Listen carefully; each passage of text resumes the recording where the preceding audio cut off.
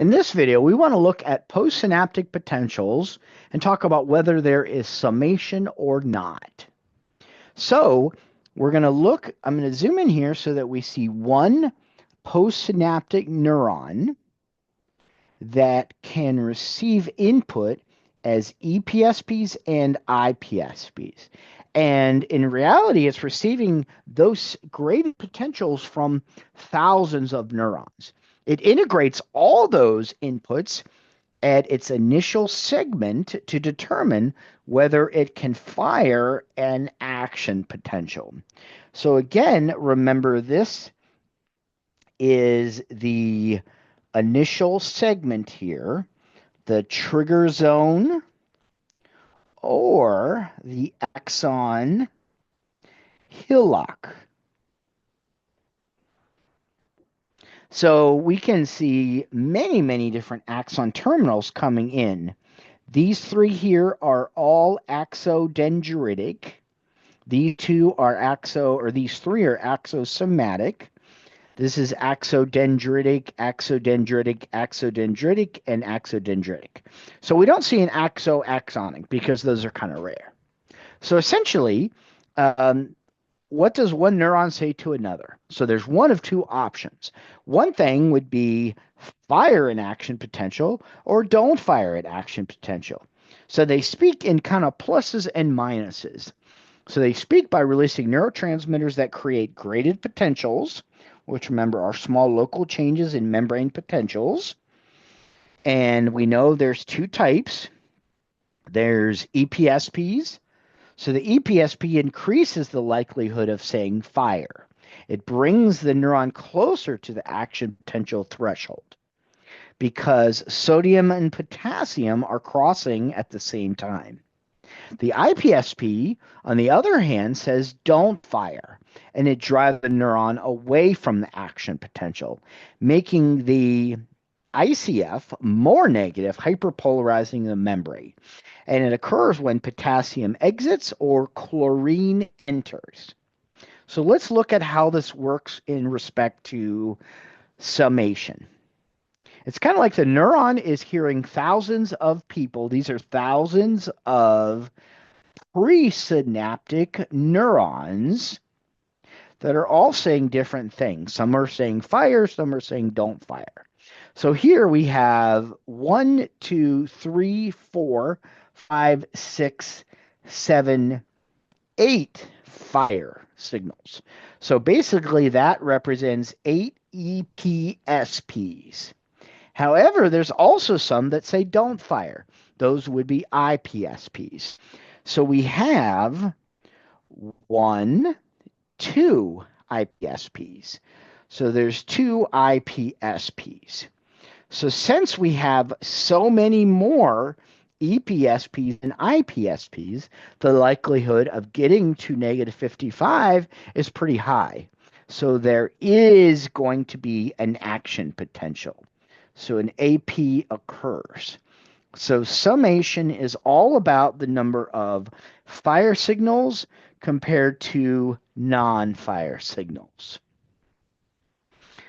In the next table, we can see more postsynaptic potentials and their summation. And this is showing the difference between temporal and spatial summation. So how is the neuron supposed to decide this? It decides this by just integration. So neural integration is the summation of EPSPs and IPSPs at the initial segment of the axon. We can see graded potentials being spread because, as we know, the EPSP and the IPSP are two types of graded potentials. The graded potentials, remember, are going to decay with time and distance as they spread down dendrites and across cell bodies. So these are some simplified examples. Here we have no summation because there's a slowly firing presynaptic neuron that causes EPSPs that are far apart in time. So they're able to decay before they can be summated. So we have EPSP1 here an EPSP2 here. If the second EPSP occurred here right after the first, then we would reach threshold. And if that were to happen, there would be slight depolarization, and then once it reached threshold, it would automatically go to plus 30 and then back down. So the example of this one is a fire signal, but then another fire signal. So it's kind of like yelling fire every few minutes. So we have no summation. If we have temporal summation, this means time-based. So we have fire signals right after each other. There's EPSPs that are close in time. So we have one EPSP here followed by another one. So since they're right after each other, the ultimate example is we have an action potential. So it's like shouting fire quickly over and over. Fire, fire, fire, fire. So we have an action potential. Spatial summation is similar, except the EPSPs in this case are coming from different presynaptic neurons, different locations. So we have one here and one here. But it's the same result as the previous example. Here, the two EPSPs are at the same time, but from different locations. So it brings the axon initial segment to depolarize for an action potential. So it's like people shouting fire at the same time from different directions. Now, if we have spatial summation of EPSPs and IPSPs, this is where they kind of cancel each other out. So if the presynaptic neuron creates an IPSP, and then another presynaptic neuron creates an EPSP, we have an EPSP here, but then we have an IPSP, which hyperpolarizes. And then if we have two at the same time, they cancel each other out. So the IPSP brings the neuron farther from threshold. So it's kind of like a person shouting fire while the other shouts don't fire to cancel things out. Our next slide is a table which has some interesting neurotransmitters. There's only a few of these I want you to know.